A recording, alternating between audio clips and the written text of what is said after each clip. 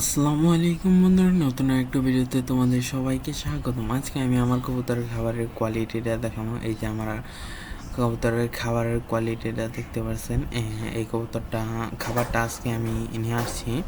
এখানে 60 টাকার মিক্স আছে, 60 টাকা কেজি একটা মিক্স খাবার আছে, ওইটা আনছি 200 টাকার। আর 200 টাকার আনছি মিক্স খাবার, যেটা 80 টাকার।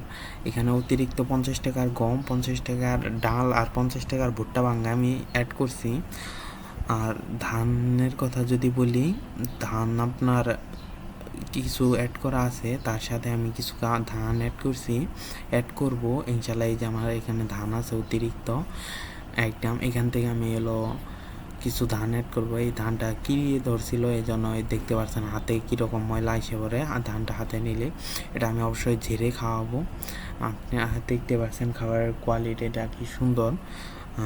আপনারা চাইলে এভাবে মিক্স করে নিজেরাই মিক্সার খাবার এনে এভাবে খাবারটা মিক্স করে নিতে পারেন।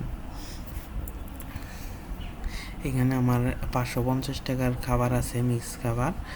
আর আমি যদি ওই যে সাদা ওই যে বাটি আছে ওই পাত্রের 5 বাটি ধান অ্যাড করি, তো 20 দিনের মতো যাবে। আমার কবুতর আছে 12 জোড়ার উপরে, বাচ্চা আছে 3-4 জোড়া।